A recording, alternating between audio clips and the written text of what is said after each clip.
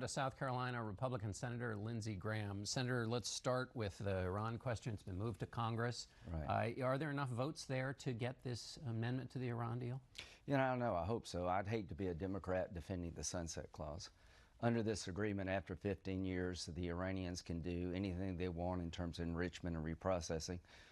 It doesn't matter if they're still the largest state sponsor of terrorism. It doesn't matter if they're building ICBMs with death to Israel on the weapon. Under mere passage of time, they can do whatever they want to with enrichment. I think Democrats are going to have a hard time justifying denying inspections of military bases. Here's how they would justify it. They would say that, in fact, these sunset provisions are stacked so that they can't move right to a nuclear weapon, and that if they started to, there are inspectors in there watching, and the international community would be on them right away. Whereas what the president is offering is getting out of an agreement that was worked with patiently with the international community and actually is a step backwards. Well, the president ran on the idea this is a bad deal for America, and he won. He's fulfilling a campaign promise. This is a terrible deal for America and the region. The Arabs don't like it. The Israelis don't like it. You're wrong about the Sunset Clause, with all due respect. There is no limitation on centrifuge reprocessing and enrichment. There is no requirement that they stop marching toward a bomb with a mere passage of time. They can do anything they want to. And you can't go on military bases because the Iranians say we can't. And they're doing ICBM testing in violation of UN resolutions. They hijacked Americans on the high seas. There's a still larger state sponsor of terrorism. To those who said this deal would make Iran a better member of the family of nations, it was a miserable failure. Well, there is debate about you don't just need the centrifuges. You need other parts of the process, and those have longer sunset periods. You may periods, think the sunset is a good deal. I don't. Well, let me ask you this question about your Senate colleague, Senator Corker. Chairman of the Foreign Relations Committee has sketched a view of the administration. Do you agree with it? Yes, I like what Corker and Cotton are doing. They're basically saying we're going to put triggers in. Congress is going to say to the Iranians that if you ever try to get within a year of a breakout time less than a year, we're going to reimpose sanctions.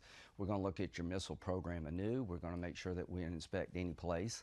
And if you don't allow us to inspect, we're going to reimpose sanctions. And if you're still sponsoring terrorism down the road, we're going to reimpose sanctions. I like that as triggers. Senator Corker has also expressed a view about the Secretary of State, says the president is castrating him. Do you agree with that view? No, I don't agree with that. Is he being unpatriotic in suggesting that case? Oh, Bob Corker? Yeah. No, I just think he's wrong. I like Bob Corker. It breaks my heart that he's leaving. He's one of the most valuable members of the Republican Conference. He and the president have gotten into this Twitter war. At the end of the day, I played golf with the president yesterday. He is not a man under siege. He beat me again like a drum. We had a good time. He's hell-bent on getting a better deal. He promised to tear it up, and he's decided not to tear it up. He's decided to decertify, which I think he's right to do, and push the world and Congress to get a better deal before it's too late. This isn't just a Twitter war. This is the Foreign Relations Chairman making a claim about the president and his ability to be convinced by his national security people. Right. The president could fix that. If Senator Corker thinks that Rex Tillerson is being castrated, the president has the power to fix that, should he? Well, at the end of the day, I think Secretary Tillerson gave a good overview of the relationship. I'm not here to beat up on Bob. I'm here to tell you that the president has changed his opinions when it came to Afghanistan by listening to the best national security team I've seen in 20 years. Secretary Tillerson is serving the president well, but the people around the president are the smartest guys I've seen and gals on national security since I've been in town. He's adjusting his policies on Afghanistan. He's keeping his promise to try to get a better deal with the Iranians, and he's finally putting North Korea on notice that the policy of the United States is changing. All right, we're going to hold there for a moment, Senator. We need to take a short break. We'll be back in a minute with more from Senator Graham. At Farmers, we've seen almost everything, so we know how to cover almost anything, even a swing set standoff.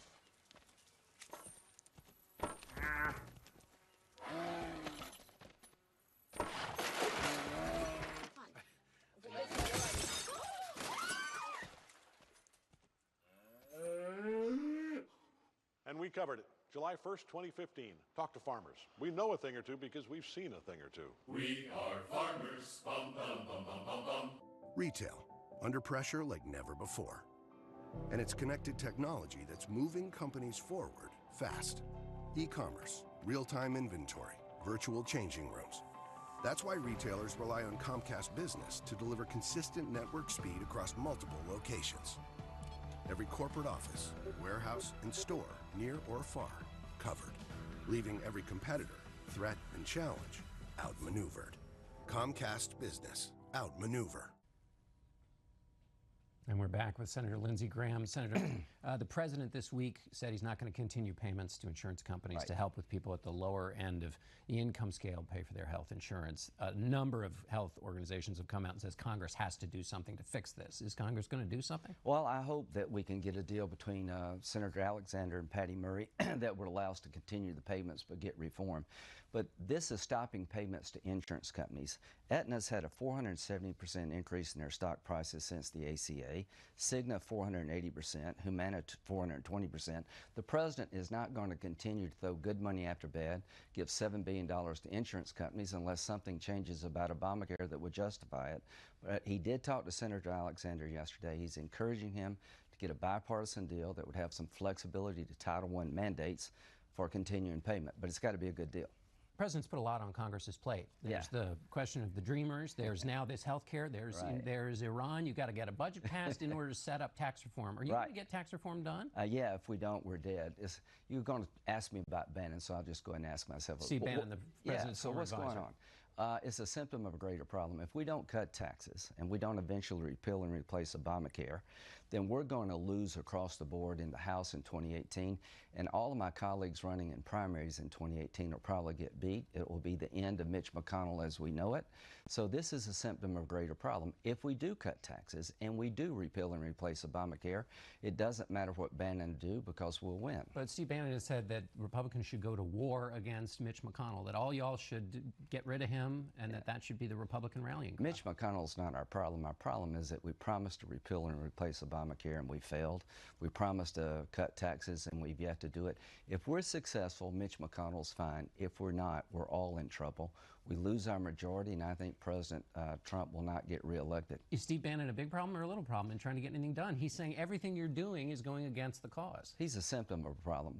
Bannon can't beat us if we're successful. If we're not successful, it doesn't matter who tries to beat us, they'll be successful.